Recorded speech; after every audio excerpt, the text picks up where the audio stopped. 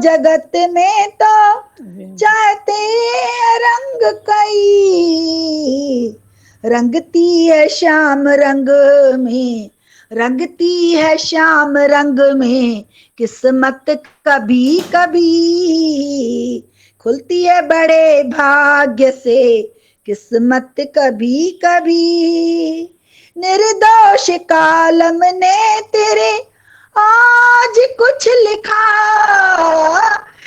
निर्दोष कालम ने तेरे आज कुछ लिखा, होती है सांवरे से इनायत कभी कभी, होती है सांवरे से इनायत कभी कभी, मिलती है बड़े भाग्य से सत्संग की ये घड़ी।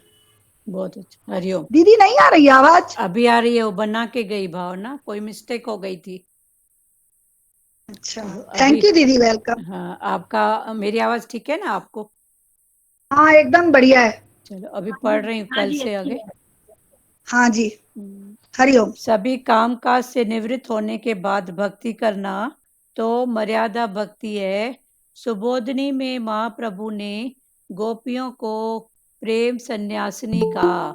गोपियों के पास तो था केवल निस्वार्थ प्रेम, उनका तो प्रेम ही सन्यास था। वस्त्र सन्यास की अपेक्षा प्रेम सन्यास उत्तम है।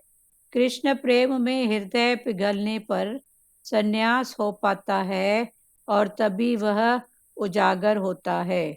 सभी कर्मों का न्यास त्याग सन्यास है। ईश्वर के लिए ही जो जीता है वह सन्यासी है। गोपियां ईश्वर के लिए जीती थी, अतः उन्हें प्रेम सन्यासी कहा गया है। ज्ञान और योग पर भक्ति विजय बताई गई है। भक्ति भगवान को आबद्ध करती है, वशीभूत करती है। माखन चोरी लीला का यही रहस्य है। मन मक्खन सा मृदु है, मन को चोरी ही माखन चोरी है। कृष्ण औरों के चित्त चोर लेते हैं, फिर भी वे पकड़े नहीं जाते। पकड़ा जाने वाला चोर तो सामान्य चोर होता है, किंतु कन्हैया तो अनूठा चोर है। उन्हें तो गोपियों के मन का निरोध करना था, किसी भी अन्य विषयों में जाने से बचाना था। गोपी अर्थात इंद्रिय, सभी इंद्रियां हमेशा ईश्वर का ही चिंतन करती रहें, इस हेतु से इन सब लीलाओं की रचना की गई है। यशोदा ने गोपियों से कहा, अच्छा हो यदि तुम माखन छिपा कर रखो। एक गोपी बोली, माता तुम हमें क्या सीख दोगे? मैं वैसे तो बड़ी हूँ, फिर भी कैसे बताऊं कि क्या हुआ। एक बार कन्हैया मार्ग में मिला तो उसने हंसते हुए मुझसे कहा, अगले दिन तेरे घर आऊंगा। मैंने सारा माखन अपने मायके पहुंचा दिया। कन्हैया ने दूसरे दिन आकर देखा तो मक्खन का नामो निशान नहीं था, वह आग बबूला हो गया। पलने में सोए हुए मेरे लाला को चुटकी भरते हुए कहने लगा, तेरी माता बड़ी कंजूस है, घर में कुछ रखती ही नहीं। माता, घर में से यदि कुछ मिलता नहीं तो कृष्ण गुस्से से लाल पीला हो जाता है और हमारे सोए हुए बच्चों को चुटकी देकर रुलाता है। भगवान का आगमन पर यदि तुम सोए हुए पा जाओगे तो वे तुम्हें रुला देंगे। वे तो किसी भी रूप में आप पहुंचते हैं और सत्कार न मिलने पर रुला देते हैं। ईश्वर अपने आगमन के समय सोए हुओं को जगा देता है। ईश्वर कौन से रूप में आएंगे यह कोई बता नहीं सकता। वे तो बालक, वृद्ध, ब्राह्मण, चमार किसी भी रूप में आ सकते हैं। सो घर पर आए हुए सभी का सम्मान किया जाए। वेदांत के अनुसार ईश्वर अरूप है और वैष्णव अनुसार अनंत रूप। ईश्वर का कोई एक रूप तो है नहीं, वे अनेक रूप धारण करते रहते हैं। अनेक रूप रूपाय विष्णेव प्रभु विष्णेव। वे तो आकार रहित भी हैं और अनेक आकार वाले भी। वे अरूप भी हैं और अनेक रूपधारी भी। वे तो किसी भी स्वरूप में आते हैं। जीव प्रमादवश सोया रहता है, सो उसे खबर नहीं हो पाती। यशोदा बोली, सखियां, क्यों न तुम सब अपने बच्चों को नैहर पहुंचा दो। एक गोपी बोली, मैं माखन और बच्चों को नैहर रखाई थी। कन्हैया ने मेरे घर में कुछ नहीं पाया तो कहा, जिस घर में मेरे लिए कुछ भी न हो वह शमशान के जैसा है। जिस घर में भगवान के लिए कुछ भी न हो वह घर उजड़ कर शमशान हो जाता है। अभी फिर से पढ़ रहे हैं, ध्यान से सुनो।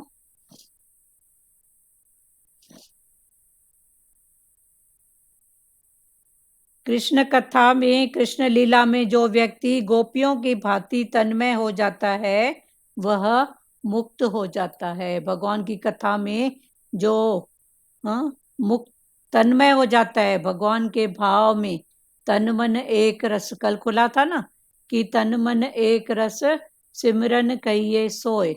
तो जो ऐसा तन मन एक रस हो जाता है वह मुक्त हो जाता है। तो कौन सी मुक्ति? मन की, कि जहाँ तन है वहां पर मन है, तो फिर फालतू चिंतन नहीं होएगा। मना मन से मैं मुक्त हूँ। भागवत मृत्यु के पूर्व मुक्ति देती है। तो ये भागवत ही मृत्यु के पहले ही मुक्ति देती है। तो मृत्यु मना एक देह का मरना, वो मृत्यु। और पल पल हम मरते रहते हैं, क्योंकि राग द्वेष, तू मेरा, इसका उसका, ये सब भाव हमारे अंदर जो पड़े हैं, जो हमको कभी सुखी करते हैं कभी दुखी। तो कभी मरते हैं कभी जीते हैं। तो भगवान उसी मरने की भी बात कर रहे हैं कि अगर तू मन से फ्री है तो तू सुखी है, तू मन से मुक्त है। तो वो मुक्ति का जो आर्ट है वो भागवत ही देता है। हाँ, तन्मयता गोपी जैसी होनी चाहिए। तो इसमें तन्मयता, जो गोपी की तन्मयता थी कि जो सेवा करती थी उस सेवा में वो कृष्ण का भाव ही उनको दिखता था कि कृष्ण आया है, कृष्ण माखन खा रहा है, कृष्ण ऐसा समथिंग। जो भी सेवा करती थी उनको कृष्ण का ही भाव दिखता था। गोपियां घर के कामकाज के समय भी कान्हा को भूलती नहीं थी। गोपियां घर के काम काज करते समय भी भगवान कृष्ण को भूलती नहीं थी।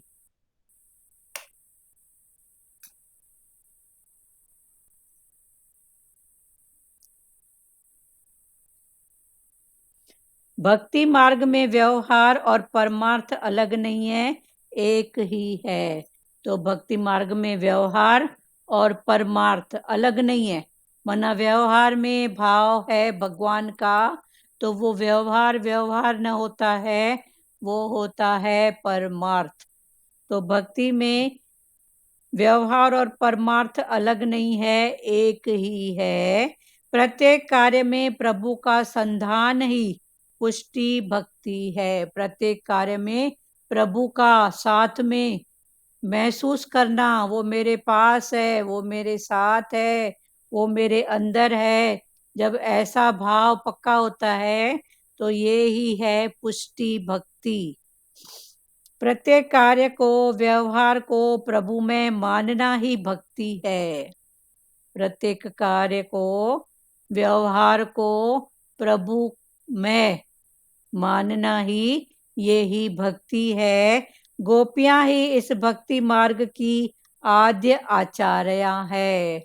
तो इस भक्ति मार्ग की आचार्या कौन है? गोपियां। इसी सिद्धांत को आचार्य महाप्रभु जी ने आगे बढ़ाया। तो इसी सिद्धांत को, जो गोपियों का सिद्धांत था, तो महाप्रभु जी ने आगे बढ़ाया। मना वो हर रूप में अपने आप को गोपी का भाव ही देते थे। आचार्य महाप्रभु जी थे, वो अपने आप को गोपी ही मानते थे कि मैं उनकी गोपी हूँ और वो मेरा कृष्ण है।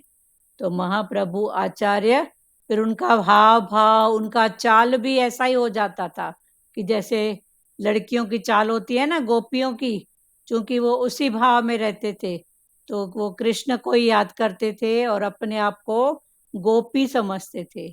तो महाप्रभु एस्कॉन के जो मेन है ना, महान प्रभु आचार्य जी, ये उनका भी भाव ऐसा ही है। इसी सिद्धांत को आचार्य महाप्रभु जी ने आगे बढ़ाया। सभी कामकाज से निवृत्ति होने के बाद भक्ति करना तो मर्यादा भक्ति है। सभी कामकाज से निवृत्त होने के बाद मैं भक्ति करूं तो ये है मर्यादा भक्ति। सुबोधनी में महाप्रभु ने गोपियों को प्रेम सन्यासिनी कहा है। सुबोधनी नामक बुक में महाप्रभु ने, किताब में जो महाप्रभु के द्वारा लिखा गया है, उसमें गोपियों को प्रेम सन्यासिनी कहा है। गोपियों का नाम प्रेम सन्यासिनी। तो सन्यास माना मन का नाश, तो मन के नाश के आगे आ गया प्रेम। तो जिसके पास प्रेम है तो उसके पास मन ही नहीं है ना कि ये कम है, ये ज्यादा है, ये ऐसा है। प्रेम माना प्रेम, तो प्रेम सन्यासिनी कहा है। तो गोपियों का एक नाम प्रेम सन्यासिनी है। गोपियों के पास तो केवल निस्वार्थ प्रेम, उनका प्रेम ही सन्यास था। तो गोपियों के पास सिर्फ निस्वार्थ प्रेम है, तो उनका प्रेम ही क्या है? सन्यास। सन्यास माना मन का नाश। तो जहाँ मन का नाश है तो वहाँ प्रेम ही है। ऐसे भी जो स्थित पहले है कर्म, भक्ति, ज्ञान, वैराग। वैराग माना वैर भी नहीं है, राग भी नहीं है, उसके ऊपर है प्रेम। तो वैराग के ऊपर है प्रेम, माना सन्यास के ऊपर है प्रेम। वैर भी नहीं है, राग भी नहीं, माना ये मन का नाश हो गया, मन रहा ही नहीं, तो उसके ऊपर है प्रेम। तो उनका तो प्रेम ही सन्यास था। वस्त्र सन्यास की अपेक्षा प्रेम सन्यास उत्तम है। कि वस्त्र पहने सन्यासी के, गेरू कपड़ा समथिंग जो भी, पर मन का भाव भगवान के भाव में नहीं है, तो भगवान वही समझा रहे हैं कि वस्त्र सन्यास की अपेक्षा प्रेम सन्यास उत्तम है। तो वस्त्र से सन्यास लेते हैं ना कई लोग, ऐसा वेशभूषा पहने, ऐसा खान पान करते हैं। तो ये वस्त्र सन्यास की अपेक्षा प्रेम सन्यास उत्तम है। कृष्ण प्रेम में हृदय पिघलने पर सन्यास हो पाता है। कृष्ण के प्रेम पर अगर हृदय पिघले तो ये ही सन्यास है, और तभी वह उजागर होता है। कृष्ण के प्रेम में हमारा हृदय पिघले, तभी वो प्रेम का उजागर होता है। सभी कर्मों का न्यास त्याग सन्यास है। तो सभी कर्मों का न्यास यही है सन्यास। ईश्वर के लिए ही जो जीता है वही सन्यासी है, जो सिर्फ भगवान के लिए ही जीता है। माना हर रूप में, हर घट में, हर भाव में वो भगवान का ही भाव देखता है, वो है सच्चा सन्यासी। माना मन को रहने ही नहीं देता है, ये मन ही दिखाता है ना, छोटा है, बड़ा है, ऊंचा है, उसके पास मन ही नहीं है, तो वो है सच्चा सन्यासी। माना उसके पास बस प्रेम, भगवान के साथ बस प्रेम ही तो किया जा सकता है ना, तो वो है, वही सन्यासी है। गोपियां ईश्वर के लिए जीती थी, अतः उन्हें प्रेम सन्यासिनी कहा गया है। गोपियां भगवान के लिए ही जीती थी, मन हर रूप में भगवान, तो वो प्रेम सन्यासिनी। प्रेम आगे आया है, सन्यास पीछे आया है। तो सन्यास माना मन का नाश, प्रेम है उनके मन का नाश है। तो गोपियां प्रेम सन्यासिनी हैं। ज्ञान और योग पर भक्ति विजय बताई गई है।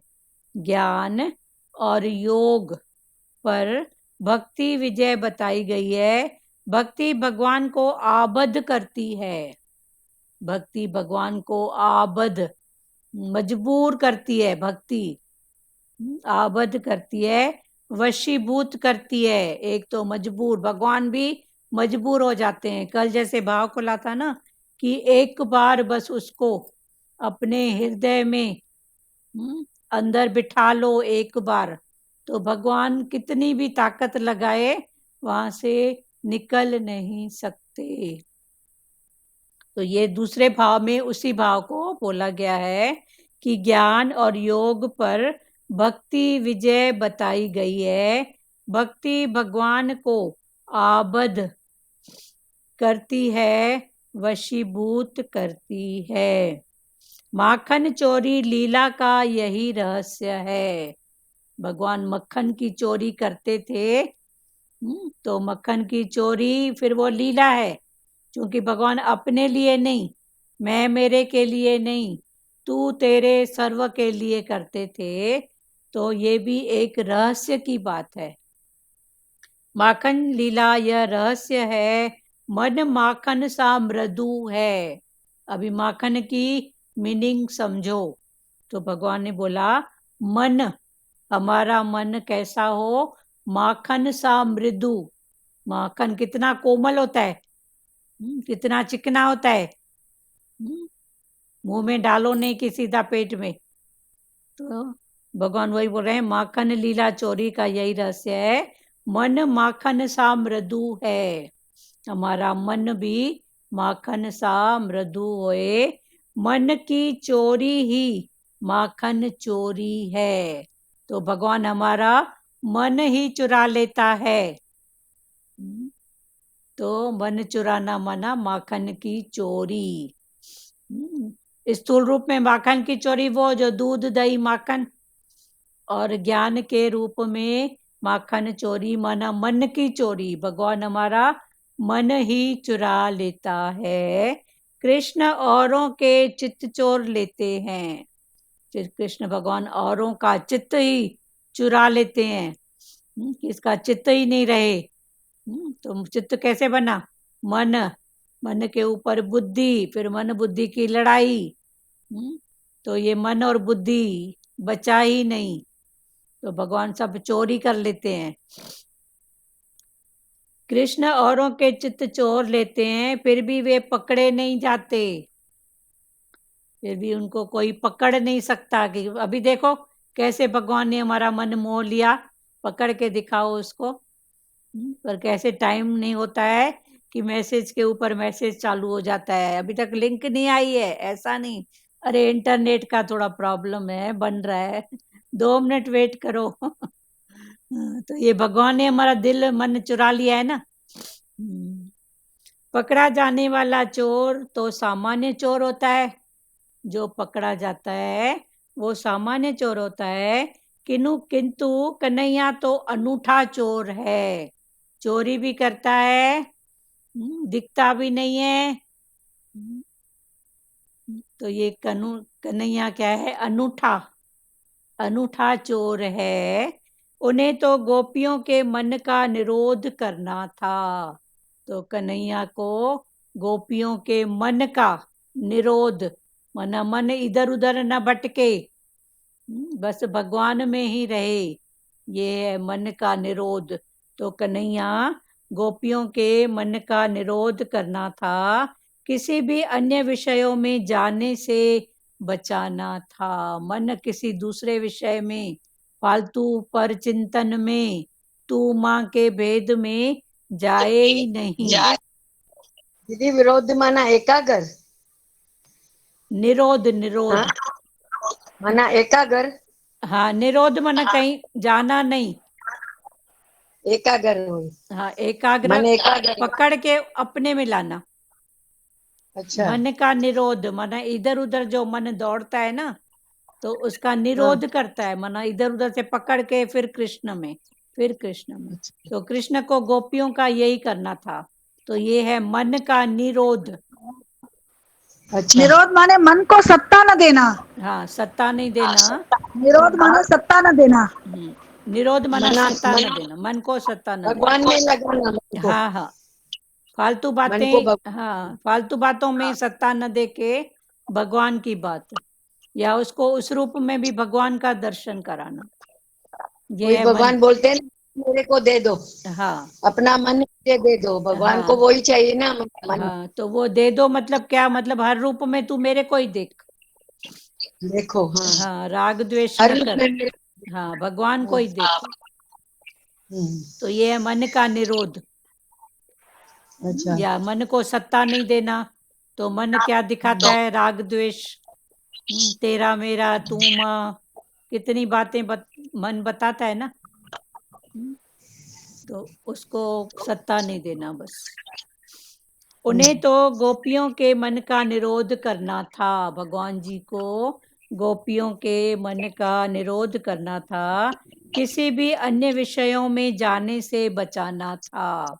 किसी भी विषय, अभी विषय किसके, इंद्रियों के, तो आंख का विषय देखना, तो फलाना टीरा न देख, तू देख ही भगवान का दर्शन, तू भगवान का दर्शन कर। कान का सुनना, तो इंद्रियों के विषयों से उसको बचाना था। तो ये है निरोध। तो ये मन का निरोध भगवान को करना था, गोपियों के मन का निरोध। गोपी अर्थात इंद्रिय, अभी गोपीय माना इंद्रिय, गोपी का मीनिंग है इंद्रिय। ध्रुव माता आपका मैं बंद कर रही हूँ।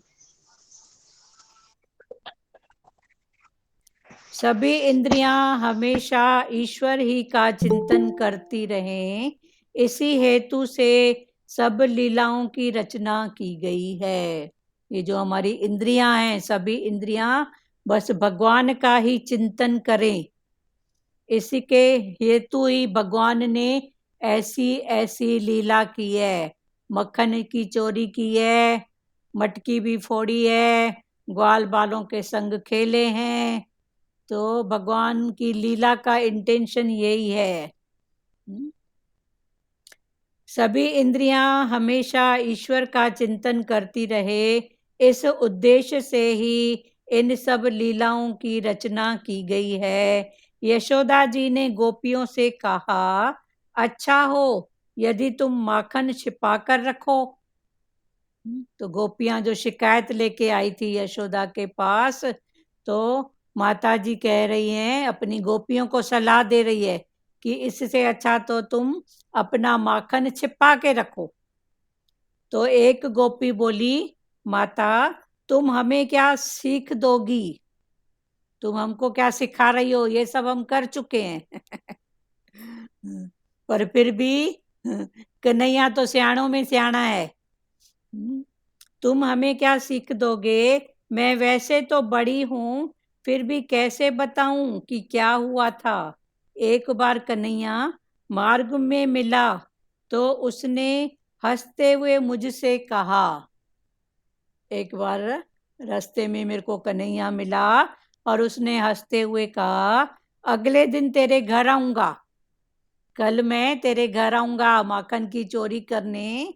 तो मैंने सारा माखन अपने मायके पहुंचा दिया। ये चोरी करने आएगा तो माखन को ही उठा के मायके भेज दी। तो कन्हैया ने दूसरे दिन आकर देखा तो माखन का नामो निशान नहीं था, वह आग बबूला हो गया। पलने में सोए हुए मेरे लाला को चुटकी भरते हुए कहने लगा। तो उसको गुस्सा आया कन्हैया को, तो मेरा बेटा जो झूले में सोया हुआ था उसको चुटकी ऐसे भरते हैं ना, गिट्टे को ऐसे करके, तो चुटकी भरते हुए कहने लगा, तेरी माता बड़ी कंजूस है, घर में कुछ रखती ही नहीं है। माता घर में यदि कुछ मिलता नहीं तो कृष्ण गुस्से से लाल पीला हो जाता है। घर में नहीं मिला उसको कुछ तो कृष्ण गुस्से से लाल पीला हो जाता है। और हमारे सोए हुए बच्चों को चुटकी देकर रुलाता है, और बच्चों को चुटकी देकर रुलाता है। भगवान का आगमन होने पर यदि तुम सोए हुए पा जाओगे तो वे तुम्हें रुला देंगे। अभी इस बात का इंटेंशन यही है कि सोए हुए बच्चे माना क्या, तो भगवान के आगमन पर अगर तुम सोए हुए पाओगे तो वे तुमको रुला देंगे। भगवान को सोए हुए बच्चे अच्छे नहीं लगते हैं, तो कौन सा सोना कौन सा जागना। फिर ज्ञान में अज्ञान की नींद, ज्ञान में इसका इंटेंशन है जो अज्ञान की नींद में हम सोए हुए हैं तो भगवान को ये अच्छा नहीं लगता है, तो भगवान किसी न किसी रूप में चुटकी भरते हैं कि रोए भले पर जागे तो सही। तो कोई न कोई दुख हालत जिसको संसार की भाषा में बोला जाता है, तो भगवान कोई न कोई चुटकी हालत दुख या कोई ऐसी बात देते हैं कि ये रोए पर जागे, सोए नहीं। ठीक है ना। भगवान का आगमन होने पर यदि तुम सोए हुए पाए जाओगे तो वे तुम्हें रुला देंगे। वे तो किसी भी रूप में आ पहुंचते हैं, भगवान कोई भी रूप लेकर आ जाते हैं और सत्कार न मिलने पर रुला देते हैं। अभी किसी भी रूप में माना कोई भी रूप, इतने रूप आता है ना, पड़ोसी के रूप में भी कौन आया, अतिथि के रूप में भी कौन आया, और जो जो प्रकृति में परिस्थिति आती है वो भगवान की भेजी हुई ही है। दीदी ये भजन नहीं है? हाँ गुरु तू न मिलता तो क्या होता, हाँ गुरु तू न जगाता तो मैं सोता, ये भजन है ना। हाँ, जे तू गुरु नहीं तू जगा, न मिलता, हाँ गुरु तू न मिलता, और गुरु न गुरु नहीं जगाता जगाता तो मैं सोता। तो भगवान को सोए हुए बच्चे अच्छे नहीं लगते हैं ना, तो भले चुटकी भरेंगे भगवान, भले बच्चे रोएं पर सोए नहीं। तो ये अज्ञान की नींद। शरीर की नींद अलग बात है, शरीर की नींद जरूरी है, पर जो अज्ञान की नींद में गफलत में हम रहते हैं, कर्म बनाने के पीछे गफलत में, सपने में, वो वे तो किसी भी रूप में आ पहुंचते हैं और सत्कार न मिलने पर रुला देते हैं। ईश्वर अपने आगमन के समय सोए हुओं को जगा देता है। ईश्वर कौन से रूप में आएंगे यह कोई बता नहीं सकता। भगवान कौन से रूप में किस घट से प्रकट होंगे ये कोई बता नहीं सकता। वे तो बालक वृद्ध ब्राह्मण चमार किसी भी रूप में आ सकते हैं। सो घर पर आए हुए सभी का सम्मान किया जाए, इसलिए घर में जो भी आए सबका सम्मान करो, मन से उनका मान करो। वेदांत के अनुसार ईश्वर अरूप है, तो वेदांत के अनुसार ईश्वर क्या है? अरूप। उसका कोई रूप न रंग न रेख कोई है ना। सुखमणि का उसका न रूप है न रंग है न रेख है, पर वो किसी भी रूप में प्रकट हो जाता है। तो वेदांत के अनुसार में है ना, रूप न रेख न रंग, हाँ रूप न रेख न रंग, त्रिगुण थे प्रभु भिन्न। हाँ, त्रिगुण से प्रभु भिन्न, माना तीनों गुण से, सत्य रज तम तीनों गुण से भगवान भिन्न है, माना अलग हैं। कोई भी रूप धारण कर लेते हैं, फिर वो न्यारे के न्यारे, प्यारे के प्यारे। वेदांत के अनुसार ईश्वर अरूप हैं और वैष्णव अनुसार अनंत रूप। वैष्णव उसको बोलते हैं कि भगवान के अनंत रूप हैं, और वेदांत के अनुसार वो अरूप हैं, निराकार हैं, पर समय आने पर कोई भी साकार का भाव धर लेते हैं। ईश्वर का कोई एक रूप तो है नहीं, वे अनेक रूप धारण करते रहते हैं। अनेक रूप रोपाय विष्णुवेव प्रभु विष्णुव, वे तो आकार रहित भी हैं। भगवान आकार रहित, उनका कोई आकार नहीं है कि ऐसा ही हो, काला हो, गोरा हो, छोटा हो, बड़ा हो, ऐसा कोई उनका आकार नहीं है। वे तो आकार रहित भी हैं और अनेक आकार वाले भी। वे अरूप भी हैं, अनेक रूपधारी भी। निराकार भी है ना, हाँ, निराकार। निराकार है ना, आकार हाँ, निराकार ही साकार का रूप धारण करके आते हैं। वे तो आकार रहित भी हैं और अनेक आकार वाले भी। वे अरूप भी हैं, वे अरूप भी हैं और अनेक रूपधारी भी। वे तो किसी भी स्वरूप में आते हैं। अभी जैसे बताया कि वृद्ध, ब्राह्मण, चमार, किसी भी रूप में वे आते हैं, किसी भी स्वरूप में आते हैं। जीव प्रमादवश सोया रहता है, सो उसे खबर नहीं हो पाती। जीव प्रमादवश, प्रमाद, आलसवश सोया ही रहता है, प्रमाद में सोया ही रहता है, सो उसको खबर नहीं हो पाती। प्रमाद का एक मीनिंग होता है नशा। तो उसको नशा है इतना, माया का, रूप का, मद का, मोह का, कामनाओं के नशे। तो वो भगवान को देख ही नहीं पाता है, समझ ही नहीं पाता है, सो उसे खबर ही नहीं हो पाती। यशोदा बोली, सखियां, क्यों न तुम सब अपने बच्चों को नैहर पहुंचा दो। मेरा बेटा माखन तो खाता है, फिर तुम्हारे बच्चों को भी चुटकी भर के रुलाता है। तो अभी कर्म भक्ति में माता फिर बोलती है कि अपने बच्चों को ही तुम नानी के घर भेज दो।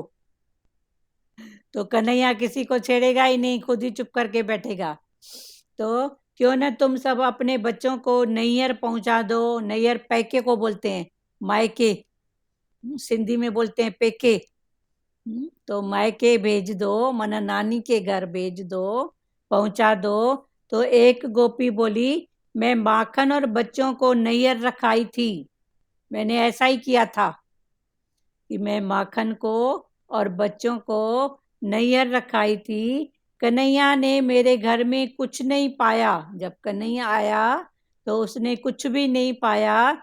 तो कहा, जिस घर में मेरे लिए कुछ भी न हो वह शमशान के जैसा है। कि जिस घर में मेरे लिए न माखन है, न मेरे दोस्त ग्वाल बाल हैं, तो वो घर कैसा है, शमशान के जैसा। तो इसको ज्ञान में सोचो, माना बच्चों का होना, या थोड़ा हल्ला गोड़ होना, कुछ न कुछ करते रहना जरूरी है, घर में होना चाहिए, नहीं तो वो हमारे प्रभु जी हमेशा बोलते थे, जिस घर में चार दिलों का, चार जो साथ में रहते हैं, मेल मिलाप है, वही घर स्वर्ग है, नहीं तो शमशान है। तो वही भाई बात है दिलों ना, का मेल मिलाप ही स्वर्ग है, हाँ और दिलों नहीं का, तो शमशान है। हाँ दिलों का मेल मिलाप, मना कोई होगा तो अच्छा है ना। हाँ, चलो ये भी भाव अच्छा है कि दिलों का मिलाप भी होना बहुत जरूरी है, दिल दिल से जुड़ी रहे। मैं माखन और बच्चों को नैहर रखाई थी। कन्हैया ने मेरे घर में कुछ नहीं पाया, तो कहा, जिस घर में मेरे लिए कुछ भी न हो वह शमशान के जैसा है। तभी तो बोलते हैं घर में, कहीं तो कोई नहीं होता है तो चिड़ियों को भी दाना देते हैं कि कोई तो आए हमारे घर में, भगवान का थोड़ी तो चींचा होए, चींची करेगी, पक्षी चू चू करेंगे, तो पक्षियों को भी दाना दिया जाता है कि थोड़ी तो चूचा होए ना।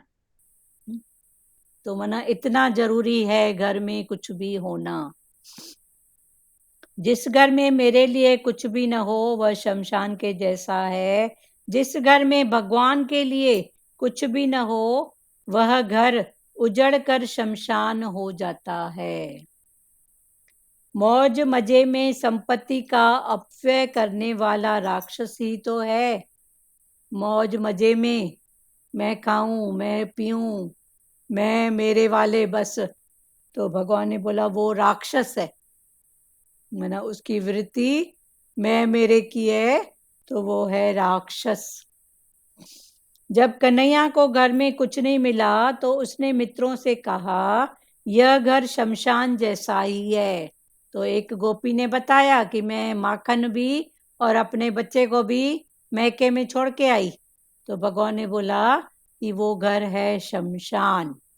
तो कन्हैया को जब घर में कुछ नहीं मिला तो अपने उसने मित्रों से कहा यह घर शमशान जैसा ही है, सो चूल्हा कमरे आंगन सब बिगाड़ दो, उन्होंने मेरा सारा घर गंदा कर दिया था। कि ये चूल्हा भी कुछ पके ही नहीं, माई पकाएगी तो चार को खिलाएगी ना। तो चूल्हा कमरा आंगन उन्होंने सारा घर गंदा कर दिया। माता कन्हैया ऐसा शरारती है।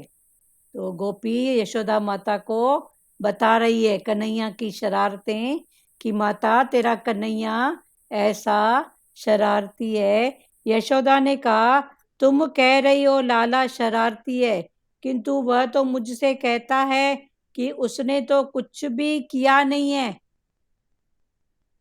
तुम बोलती हो कि मेरा बेटा लाला इतना शरारती है, पर मैं जब उनसे पूछती हूँ तो वो बोलता है मैंने तो कुछ भी नहीं किया, कुछ भी नहीं किया है।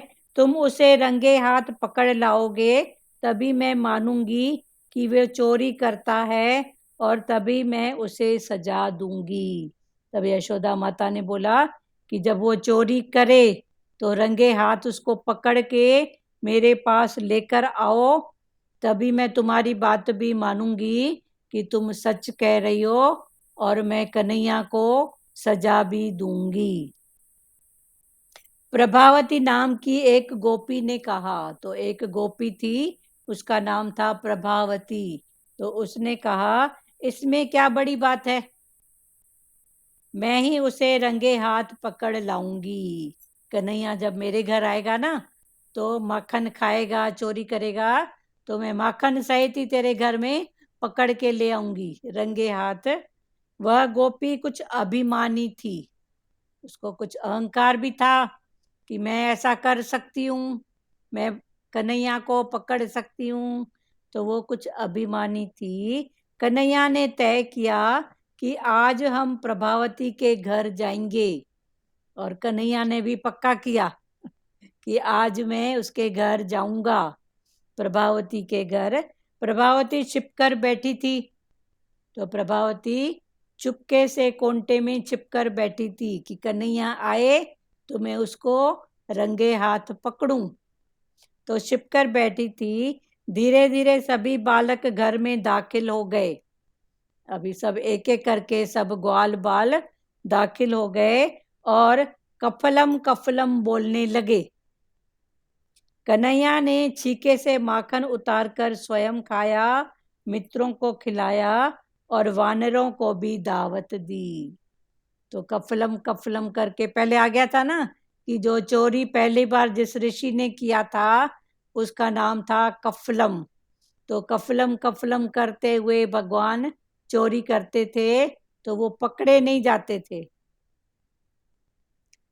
तो खिलाया और वानरों को भी दावत दी। उपकार चाहे कितना भी हो, भगवान कभी नहीं भूलते।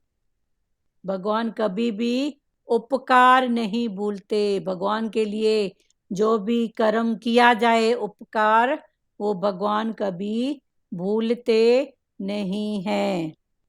राम अवतार में वानरों ने वृक्षों के पत्ते खाकर मेरी सेवा की थी। तो इसके पहले कृष्ण के पहले क्या था, राम का अवतार। तो राम के अवतार में वानरों ने भगवान राम की सेवा की थी और बदले में पत्ते खाए थे। तो भगवान उनका उपकार कैसे भूलें। तो वानरों ने वृक्षों के पत्ते खाकर मेरी सेवा की थी। उस अवतार में मैं तो तपस्वी था, अतः इन्हें कुछ दे नहीं पाया था। तो उस अवतार में मैं तो राम भगवान के रूप में तपस्वी था, और कहाँ गए थे भगवान? वन में थे ना, तो वन में क्या खिलाएंगे भगवान वानरों को? तो वानर पत्ते फूल फल वो खाते थे। तो भगवान ने बोला ये मैं इनका आभारी हूँ, तो उस समय तो इनको पत्ते खिलाया, अब उन पत्तों के बदले कुछ तो खिलाऊं। तो भगवान अभी उनको वानरों को और ग्वाल बालों को माखन खिला रहे हैं। सो इसी अवतार में मैं उन्हें दही माखन खिलाऊंगा। तो राम के अवतार में यही वानर, यही ग्वाल मेरे साथ थे। इन्होंने पत्ते फल फूल कंदमूल ये खाया था, क्योंकि मेरा वेश था बनवासी सन्यासी, तो मैं खुद जो खाऊंगा वही तो खिलाऊंगा ना। तो जैसे भगवान बनवासी थे तो बन के कंदमूल फल खाते थे, तो उनके साथ उनकी सेना जो थी वानरों की, तो वो भी वही खाती थी। तो भगवान ने बोला इन्होंने मेरे ऊपर बहुत उपकार किया है, तो अभी उनके उपकार का बदला दे रहे हैं भगवान। कि मेरे कारण इन्होंने पत्ते फल फूल खाए हैं, अभी ये माखन खाएं। तो दही दूध माखन भगवान उनको खिलाते हैं। उसी अवतार में मैं तपस्वी था, अतः इन्हें कुछ दे नहीं पाया, सो इस अवतार में मैं उन्हें दही माखन खिलाऊंगा। तो राम के बाद कृष्ण का अवतार, तो कृष्ण के अवतार में मैं इनको दही दूध माखन खिलाऊंगा। मनुष्य कई बार वानर जितना भी संयम नहीं रख सकता। वो वानर उन्होंने तो संयम रखा। हाँ, तो एक जन्म में राम के साथ, फिर संयम रख के फिर दूसरे जन्म में कृष्ण का उनको साथ मिला। तो मनुष्य कई बार वानर जितना भी संयम नहीं रख सकता। वानर राम और सीता के सेवक हैं, सो वे राम फल और सीता फल का आहार कभी नहीं करते। वानर, वानर जो है वो क्या है? राम और सीता के सेवक हैं वानर। तो इसी कारण वानर माना कौन? बंदर। वानर माना बंदर। तो बंदर कभी न सीताफल खाते हैं और न रामफल। रामफल भी सीताफल के समान ही होता है, पर बीजे में गूदे में थोड़ा फर्क होता है। तो वानर भले दूसरे कंदमूल फल खाते हैं, पर चूंकि सीताफल है और राम फल है, तो ये बंदर नहीं खाते, मना इतना उनको संयम है। मनुष्य कई बार वानर जितना भी संयम नहीं रख सकता। वानर राम और सीता के सेवक हैं, सो वे राम फल और सीता फल का आहार कभी नहीं करते। यदि मानव वानर जितनी मर्यादा का भी पालन न कर पाए, तो वह उससे भी गया बीता है। तो भगवान हम सब के लिए बोल रहे हैं कि हमको मनुष्य जैसा ऐसा ऊंचा जीवन मिला है, पर संयम साधना नहीं है, तो हम उन बंदरों से भी गए बीते हैं। फिर भी हमसे श्रेष्ठ हैं बंदर, जो इतना संयम साधना करते हैं। तो राम के साथ उन्होंने संयम साधना की, कंदमूल फल और पत्ते खाए, तभी तो अगले जन्म में भगवान ने उनको दूध दही माखन खिलाया ना। तो मनुष्य को इतना भी संयम नहीं है, बंदर के जितना भी। क्लियर हो रहा है वाणी? सभी ने भरपेट माखन खाया, इतने में धीरे से प्रभावती बाहर निकली। सब खा लिए माखन दही दूध, और प्रभावती बैठी है कोंटे में कि आए तो पकड़ूं। पर वो देख ही नहीं पाई भगवान को, क्योंकि वो कफले कफले का जाप करके आ रहे थे। तो प्रभावती बाहर निकली, मित्रों ने देखा तो कहने लगे, अरे कन्हैया भाग, वह आ गई। किंतु कन्हैया ने कहा, आने भी दो, क्या कर लेगी वह। प्रभावती ने कन्हैया को पकड़ लिया। भगवान खुद बोले चलो कोई बात नहीं, अभी पकड़ा जाऊं। तो प्रभावती ने कन्हैया को पकड़ लिया। वह उससे कहने लगा, अरे छोड़ दे मुझे, नहीं तो मेरी माँ तुझे पीटेगी।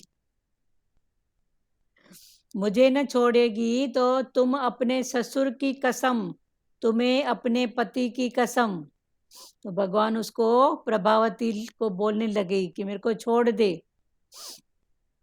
प्रभावती बोली, आज मैं क्यों छोड़ दूं तुझे? रंगे हाथ पकड़ा है, मसा तो पकड़ में आया है तू, तो आज कैसे छोड़ दूं? रंगे हाथ पकड़ा है, मैं तुझे यशोदा के पास ले जाऊंगी। मैंने यशोदा माता को पहले से ही बोल के रखा है कि मैं तेरे पास इसको रंगे हाथ पकड़ के ले आऊंगी। कन्हैया बोला, छोड़ दे मुझे। प्रभावती का लड़का भी इस माखन चोरी मंडली का सदस्य था। तो प्रभावती का जो अपना बेटा था वो भी कन्हैया का दोस्त था, और ये भगवान ने अपनी जो मंडली बनाई थी ना, माखन चोर मंडली, चोरों की, उसमें प्रभावती का बेटा भी था। तो उसने सोचा कि यशोदा लाला को पीटेगी, कि मेरे साथ वो भी चोरी में पकड़ा गया उसका बेटा, तो उसको भी पीटेगी। वह अपनी माता प्रभावती से कहने लगा, माता, कन्हैया ने चोरी ही की नहीं है। तो उसका बेटा चूंकि वो भी चोर था, कन्हैया का दोस्त था, उसी टोली में था, तो उसका बेटा अपनी माँ को बोलने लगा कि कन्हैया ने चोरी नहीं की है, मैंने ही सबको बुलाया था कि आओ आओ मेरे घर मक्खन खाओ, मुझे चाहे जो सजा दे, किंतु लाला को छोड़ दे तू। अब मैं 4 महीनों तक माखन नहीं खाऊंगा। प्रभावती ने सोचा, यशोदा हमारी बात कभी सच्ची नहीं मानती है, सो मैं उसे सच्ची बात दिखलाना चाहती हूँ। यशोदा तो कभी मानती नहीं है कि मेरा बेटा कभी माखन चोरी करता है, तो आज मैं उसको ये सच्ची बात दिखलाऊंगी, और मसा तो पकड़ में आया है। तो यशोदा लाला को डांटेगी तो कोई बात नहीं है, मैं पीटने दूंगी, लाला मेरा भी तो है। अभिमान के साथ साथ दुर्गुण भी आ जाते हैं। अभी भगवान इसका इंटेंशन समझा रहे हैं कि अभिमान नहीं आया कि उसके साथ मन दुर्गुणों से भरपूर हो जाता है। भले इसको मार पड़े, भले इसकी पिटाई हो, भले कुछ भी हो, तो पहले तो उसको अभिमान आया कि कन्हैया को पकड़ना कौन सी बड़ी बात है। तो भगवान जान गए कि अभी इसको अभिमान आया है, तो भगवान ने बोला अब इसका अभिमान कैसे नीचे करूं। तो भगवान जानबूझ के भी पकड़ा गए। तो जैसे पकड़ा गए तो प्रभावती बोलती है, भले इसकी पिटाई भी हो, भले कुछ भी हो तो भगवान वही पकड़ा रहे हैं कि अभिमान के साथ साथ दुर्गुण भी आ जाते हैं। इसलिए वो है ना, एक अहंकार जब निकल जाता है, सब विकार खुद ब खुद निकल जाते हैं। तो एक अहंकार को निकालो, और एक अहंकार पड़ा रहता है तो अहंकार के साथ फिर सब विकार आ जाते हैं। प्रभावती मान रही है कि उसके सिवाय लाला को कोई पकड़ नहीं सका, तो प्रभावती को अहंकार आता है कि मैंने ही लाला को पकड़ा, मेरे सिवाय उसको कोई पकड़ा नहीं है आज तक। सो उसने लाला को नहीं छोड़ा, जोर से हाथ पकड़ के उसको पकड़ के रही। सभी बालक रोने लगे। अब भगवान की सदस्य बहुत थे ना बालक मंडली में, खुद प्रभावती का बेटा भी था, तो सभी बालक रोने लगे। कन्हैया ने कहा, अजी डरते क्यों हो? सबका मुखी तो था ना। तो बोला, डरते क्यों हो, मैं बड़ा अच्छा मजाक करूंगा, तुम शांति तो करो। साधना करने से प्रभु हाथ में तो आ जाते हैं, किंतु साधन में से यदि श्रद्धा उठ जाए तो प्रभु भी चले जाते हैं। साधना, भगवान को पाने की साधना करो तो भगवान हाथ आ जाते हैं, पर अगर साधन करने में हमारी श्रद्धा नहीं है, अहंकार की बात है, तो फिर भगवान चले भी जाते हैं। मना भगवान को पाना कोई बड़ी बात नहीं है, पर उसके पाने में फिर अहंकार आ जाए कि मैं तो ऐसा कर सकता हूँ, मैंने ऐसा किया, मैं तो भागवत पढ़ लेती हूँ, मैं तो भागवत सुनती हूँ, मैं तो रोज ऐसा करती हूँ। पर उसमें भगवान की श्रद्धा नहीं हो कि भगवान करन करावन आप ही आप, कि आप ही कराते हो, तो फिर भगवान आके भी चले जाते हैं। तो भगवान को पाना कोई कठिन बात नहीं है, वो भी कलयुग के समय में। ये जो समय है ना कलयुग का, ये सोने में सोना है। इसमें बस थोड़ा सा भी ध्यान लगाओ ना तो बहुत कुछ पा सकते हैं। थोड़ा सा भी पुरुषार्थ हमको देखो, जो आज जिस स्थिति पर भगवान ने हमको रखा है, इसके लिए पहले के जमाने में क्या करते थे? घर बार छोड़ के जंगल में जाके तपस्या करते थे। और ये जो ब्रह्म ज्ञान है ना, ये सबको नहीं मिलता था। ये राजा महाराजा को भी उनके गुरु बंद कमरे में बिठा के देते थे।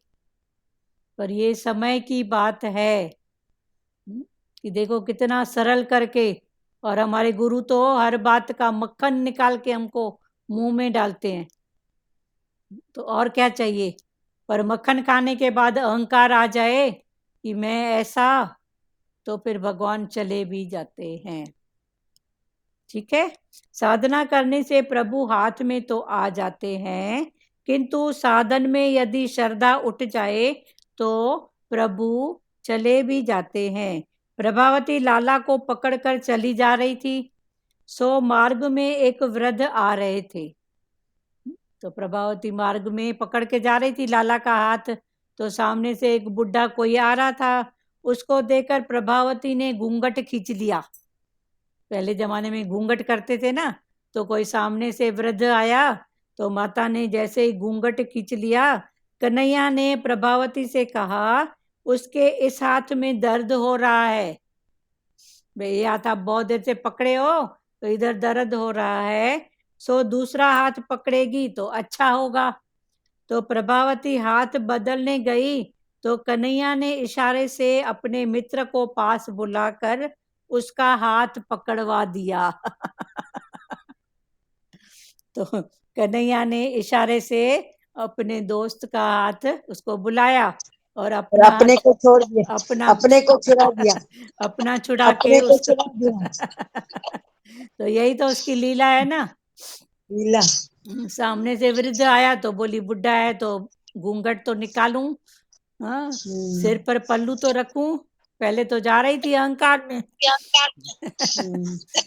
इतना नटखट है कृष्ण भगवान इतना नटखट था ना। इस प्रकार कन्हैया मुक्त हुआ, वह भागता हुआ माता के पास आया। अभी वो आ रही है धीरे धीरे। कन्हैया दौड़ के माँ के पास गया और कहने लगा, माता एक गोपी मुझे मारने आ रही है, मैंने उसका कुछ भी नहीं बिगाड़ा। माता ने उसे कमरे में बैठने को कहा। माता ने कहा तू चुपचाप से बैठ जा कमरे में चुप के, देखूं तो सही कौन आ रही है तेरे को मारने। प्रभावती तो बड़ी उमंग से चोर को पकड़कर चली आ रही थी। तो कन्हैया की जगह उसको मालूम ही नहीं है कि मैंने किसको पकड़ा है, घूंघट ढाके हुए थी, चली आ रही थी। उसके बाहर से चिल्लाते हुए कहा, अरे यशोदा जी सुनती हो, देखो आपके कन्हैया को मैं आज रंगे हाथ पकड़ लाई हूं, इस चोर को सजा देना ही होगा। तो बाहर चिल्लाई, यशोदा जल्दी आ बाहर, तेरे लाला को मैं पकड़ के आई हूं, आज इसको सजा देनी ही होगी। यशोदा ने बाहर आकर कहा, अरे पागल है क्या तू, मेरा बेटा तो घर में ही है, वो तो अंदर बैठा है कमरे में, तू किसको पकड़ के लाई है, मेरा बेटा बना रही है।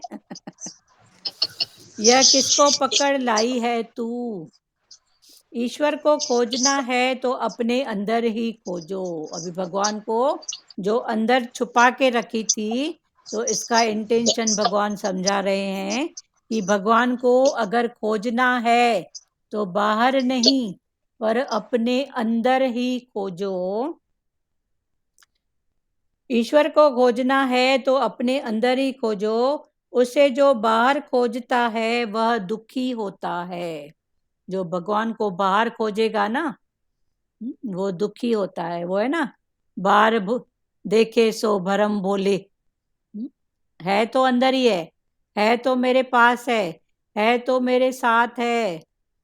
ये सब पक्का करते जाओ अभी ज्ञान के बाद। अंतर्मुखी सदाई सुखी, बाहर मुखी सदाई दुखी। हाँ, अंतर्मुखी सदैव सुखी। तो अंतर्मुख माना है तो मेरे साथ है, वो है तो मेरे पास है तो मेरे साथ, मेरे पास, मेरे अंदर।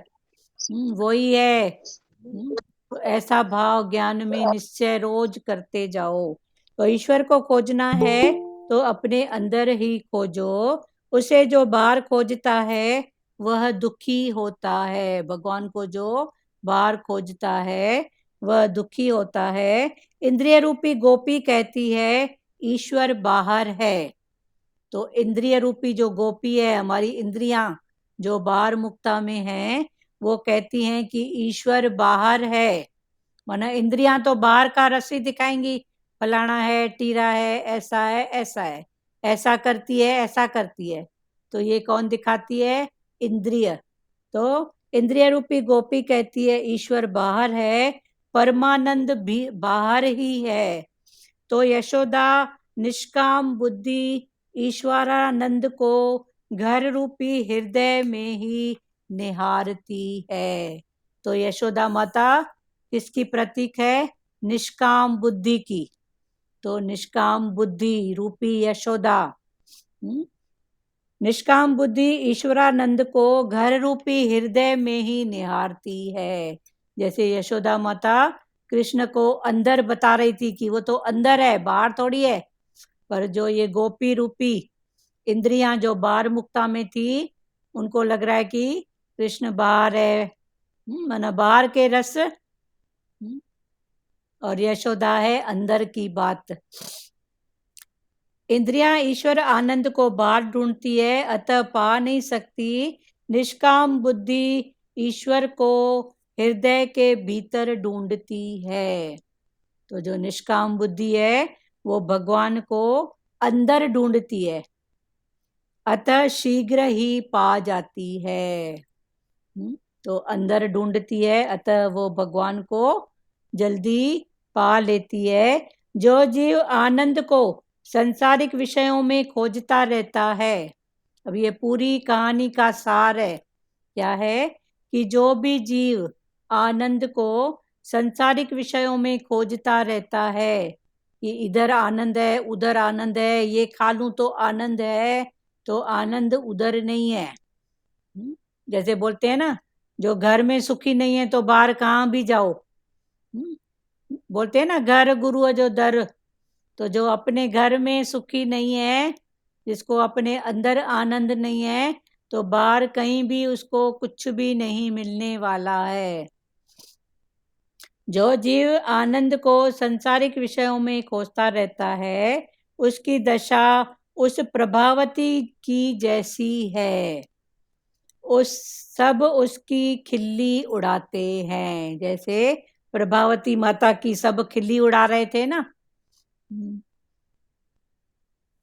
उसको लग रहा है मैं भगवान को पकड़ी हूँ, लाला को, पर पता ही नहीं है कि लाला कहाँ गुम हो गया।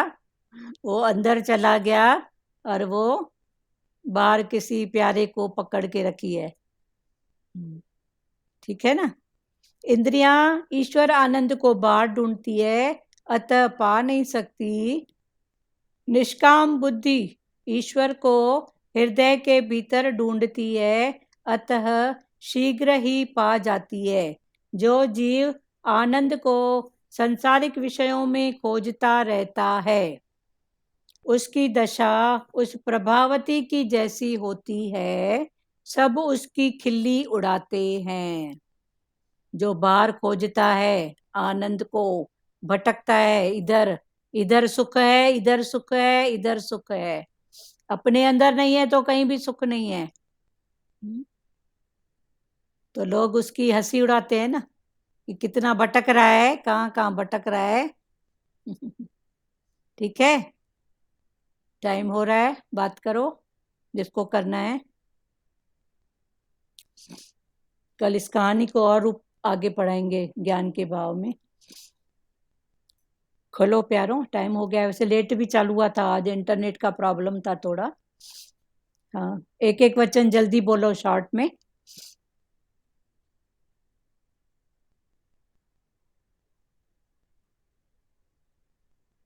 बोलना है किसी को, नहीं तो श्री कृष्ण गोविंद बोले। यशोदा बोली, आली तू देख तो सही तेरे हाथ में कौन आया हुआ है। तो यशोदा ने सखी को बोली, तू अपने आप को देख तो सही, पकड़ के लाई है तो किसको लाई है? मेरे को बोल रही है कृष्ण को पकड़ी हूँ, तेरे लाला को पकड़ी हूँ, देख तो सही तेरे हाथ में क्या है। तो प्रभावती ने देखा तो उसके हाथों में उसी का पुत्र था। उसी का पुत्र था। वह असमंजस में पड़ गई, वैड़ी हो गई है। कैसे हो गया? जादू। मैं तो कन्हैया को पकड़ी थी, मैंने तो कन्हैया को पकड़ा था, रास्ते में ही कुछ गड़बड़ हो गई। प्रभावती अभिमानी है। अभी प्रभावती कौन है? प्रभावती माना अहंकार, अभिमानी है। घमंड अहंकार वाली बुद्धि ही प्रभावती है। जिस बुद्धि में घमंड है, अहंकार है, वो ही प्रभावती है। उसकी संसार खिल्ली उड़ाएगा, हंसी उड़ाएगा। सामने तो भले हाँ करेंगे, पर पीठ पीछे उड़ाते हैं ना। जो अहंकार में बोलती है माई ज्यादा, तो सामने हाँ हूं भले करेंगे, पीठ पीछे सब बोलते हैं हाँ बड़ी आई है, बड़ा अपना बता रही है। तो वाली बुद्धि ही प्रभावती है। ऐसी बुद्धि ईश्वर को कभी पा नहीं सकती। तो प्रभावती बुद्धि, अहंकारी बुद्धि कभी भगवान को पा नहीं सकती। निष्काम बुद्धि ही ईश्वर को पा सकती है। जिसकी बुद्धि में निष्कामता है, वो ही भगवान को पा सकता है। ईश्वर को सकाम नहीं, निष्काम बुद्धि ढूंढ पाती है। सकाम भाव से तुम भगवान को कभी भी नहीं ढूंढ सकोगे। हाथ में भी होंगे ना, पास में भी होंगे, तो भी पहचान नहीं पाओगे। पर बुद्धि में निष्कामता है तो भगवान को ढूंढ ही लोगे। चलो हरिओम। कल आगे पढ़ेंगे ये कहानी, अभी फिर दूसरा मोड़ लेगी कल इस ये कहानी। जादूगर है ना भगवान, अपने को छुड़ा के उसी के बच्चे को पकड़ा दिया, ले। वो आंख मिचोली का खेल जैसे नहीं होता है, आंख बंद किए नहीं कि जादू हो गया। तो माता ने जैसे ही पल्लू को नीचे किया, तो जादू हो गया, जादू। चल श्री कृष्ण गोविंद करें। निष्काम बुद्धि से हाँ, भगवान को नहीं पा सकोगे। सकाम बुद्धि से, निष्काम बुद्धि से भगवान को निष्काम बुद्धि से पा सकेंगे। सकाम बुद्धि से, सकोगे। भगवान सकाम बुद्धि सकाम से, से नहीं पा, हाँ निष्काम निष्काम, से ही भगवान को पा। हाँ हाँ। बोलो नानी जी। हाँ, प्यार से ही पा सकेंगे ना। जैसे गुरु वो कृष्ण बोलता है ना, मेरे को प्यार से ही पाओ। हाँ प्यार से, किसी को सब में देखो प्यार ही प्यार है ना। जहाँ भी हाँ देखो प्यार ही प्यार करोगे तो मेरे को ही पाओगे ना। हाँ। गोपियां प्रेम संन्यास का रूप है, प्रेम हाँ, बस संन्यास। वही पहले हमारा प्रेम, भी पीछे यही है, संन्यास। सबको वही प्यार करते रहे तो हाँ प्यार ही प्यार ही है। तो कृष्ण भी आंख में चोली खेलता है हमसे, तो भाई देखे मेरे बच्चे प्यार करते हैं कि आंख चोली खेलते हैं। सही बात है। हम प्यार करेंगे तो हमको प्यार ही मिलेगा ना। हाँ हाँ। हाँ, जय श्री जय कृष्ण। श्री कृष्ण। चलो, और किसी को बोलना है? श्री कृष्ण गोविंद बोले। हाँ, किसी को बात करना है क्या प्यारों? श्री कृष्ण गोविंद हरे मुरारी, हे नाथ नारायण वासुदेवा। श्री कृष्ण गोविंद हरे मुरारी, हे नाथ नारायण वासुदेवा। माता पिता गुरु सखा हमारे, हे लक्ष्मी नारायण वासुदेवा, मात पिता गुरु सखा हमारे। हे लक्ष्मी नारायण वासुदेवा, हरे राम राम राम हरे हरे, हरे कृष्णा कृष्णा कृष्णा हरे हरे, हरे राम राम राम हरे हरे, हरे कृष्णा कृष्णा कृष्णा हरे हरे। हरि ओम। ओम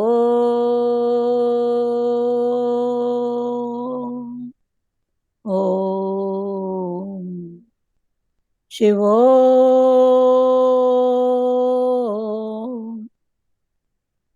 हरि ओम। हरि ओम सबको, हरिओम सबको माता। सबको हरि ओम, हरि ओम, हरिओम हरिओम हरि सबको हरि ओम।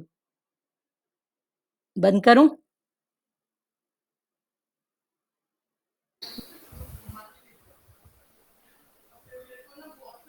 बोलना है किसी को कुछ? बंद करूं? नहीं हा हाँ, भले हरिओम हरिओम हरिओम हरिओम। हरि आंटी हिकिड़ो नंबर ॾियांव थी, हा पोइ फोन करे ॾियांव थी नंबर। हा हा पोइ ठीकु आहे।